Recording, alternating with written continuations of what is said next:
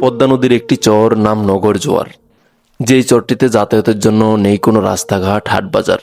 সকাল থেকে সন্ধ্যা পর্যন্ত যাতায়াতের একমাত্র ভরসা একটি মাত্র নৌকা। এই দুর্গম চরটিতে রয়েছে কোটি টাকার একটি বিলাসবহুল বাংলো বাড়ি, যেটি অবিশ্বাস্য লাগলেও সত্য।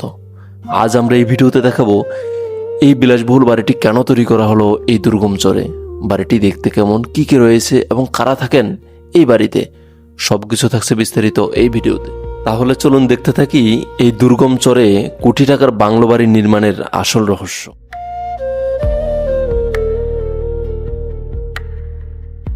আমরা আবার যাচ্ছি সেই নগর জোয়ার চর। আমাদের ট্রলার অলরেডি ছেড়ে দিল এই চরে কোটি টাকার বাড়ি দেখার জন্য, যেটা অবিশ্বাস্য হলো সত্য।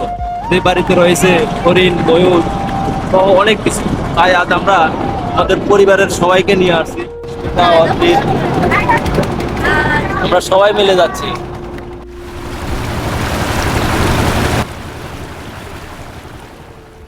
পদ্মা নদীর এই চরে পৌঁছাতে হলে নেই কোনো রাস্তা, নেই কোনো সেতু।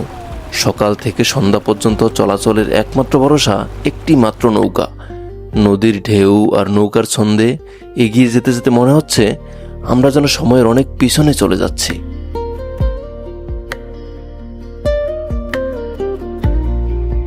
এই চরে বসবাসরত হাজারো মানুষের প্রতিদিনের প্রয়োজন মেটাতে যেতে হয় নদীর ওই পারে হাসাইল বাজারে।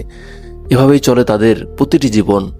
এছাড়াও রয়েছে বর্ষার প্রবল স্রোত, নদী ভাঙন, সব মিলিয়ে তাদের যেন এক বিভীষিকাময় জীবন।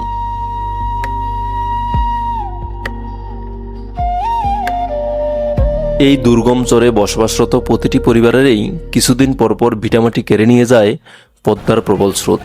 তবু তাদের বেঁচে থাকার অদম্য ইচ্ছায় টিকে আছে তারা।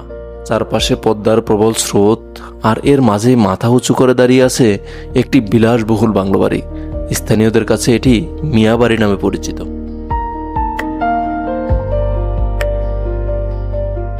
আমাদের ট্রলার চলে আসছে, আস্তে আস্তে নামতেছে। সেই নগর জোয়ার চর চলে আসছি আমরা।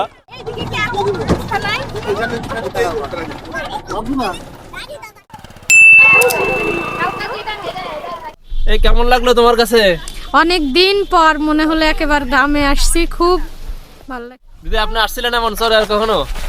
আসলে চরে তো আমরা কখনো আসি নাই, আমরা গ্রামের মেয়ে, তারপর ওই সিজনে আমরা কখনো বাড়িতে যাই না। তো আজকে এখানে আসলাম, আসি তো সেই আমাদের গ্রামের কথাই মনে পড়ে গেল, ছোটবেলার এই চরের কথা। মধ্যে আছে কোটি টাকার বাড়ি, যেটা অবিশ্বাস্য। হ্যাঁ, আমরা যা শুনছি, তো দেখি নাই তো।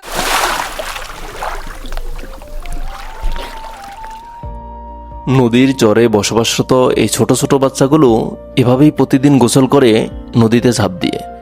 ছোটবেলা থেকে এভাবেই গড়ে ওঠে তাদের সংগ্রামী জীবন।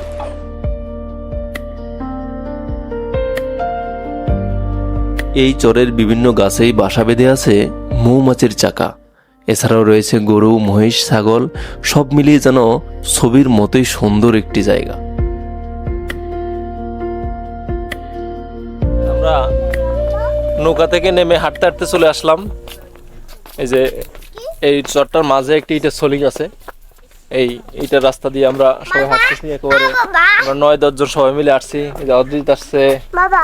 এখন আমরা এই যে সামনে, এই যে পিছনে বাউন্ডারি করা যে বাড়িটি দেখতে পাচ্ছেন, এটি হচ্ছে সেই বাংলো বাড়ি। আমরা প্রায় কাছাকাছি চলে আসছি।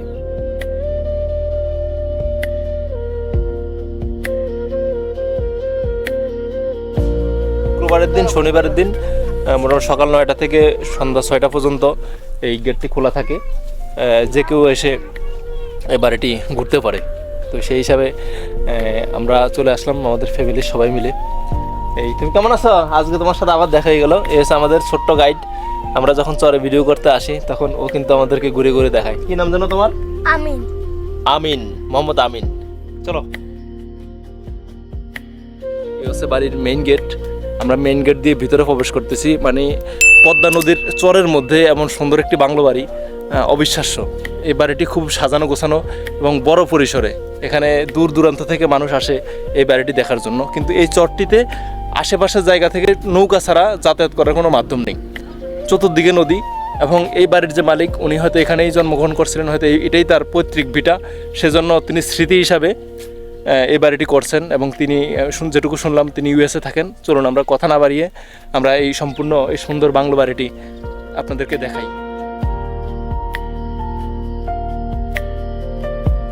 বাড়ির গেট দিয়ে ভিতরে প্রবেশ করেই মনে হলো কোনো একটি স্বপ্নের দুয়ারে প্রবেশ করলাম আমরা, যেখানে রয়েছে সারি সারি ফুলের গাছ, ফলের গাছ, এছাড়া রয়েছে হরিণ, ময়ূর সহ নানান প্রজাতির প্রাণী। এটা কি অদ্রিত? এটা কি অদিত আঙ্কেল এটা কি আঙ্কেল? এটা কি দেখছো তুমি বলো তো?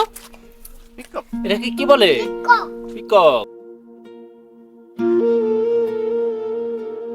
এই বিলাসবহুল বাংলো বাড়িটির বর্তমান মালিক ইমরান চৌধুরী। সবাই তাকে ভালোবেসে ইমরান মিয়া নামেই ডাকে। তিনি একজন আমেরিকা প্রবাসী। সেখানে গড়ে তুলেছেন সফল ব্যবসা ও জীবন। কিন্তু হাজার মাইল দূরের সেই দেশের মাঝেও তার হৃদয়ের গভীরে রয়ে গেছে এই চরের মাটি। কারণ এই নগর জোয়ার চরেই তার জন্মস্থান ও তার পৈতৃক ভিটা। আজ এই চরে তাদের পরিবারের কেউই বসবাস করে না, কিন্তু নিজের শিকড়কে স্মরণীয় করে রাখতেই তিনি গড়ে তুলেছেন এই ব্যতিক্রমী বাড়িটি।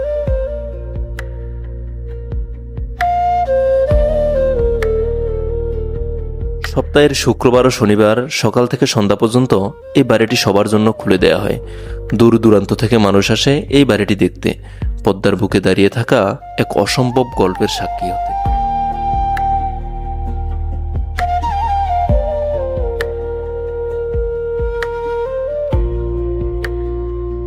পুরো এরিয়াটি অনেক বড়, তো আমরা ঘুরে ঘুরে আপনাদেরকে সবকিছু দেখানোর চেষ্টা করব।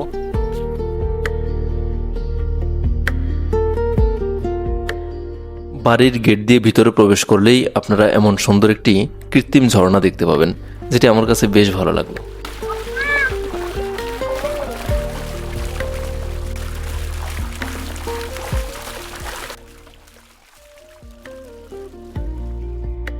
এই ঝর্ণাটির পাশেই রয়েছে বড় একটি নেট দিয়ে ঘেরা জায়গা, যেখানে রয়েছে ময়ূর সহ নানান প্রজাতির পাখি।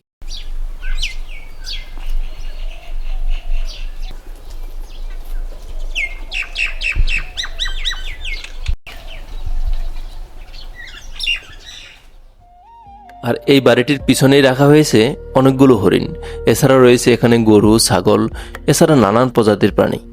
সব মিলিয়ে এটিকে একটি মিনি চিড়িয়াখানা বললেও ভুল হবে না। এক কথায় অসাধারণ লাগলো এই বাড়িটি।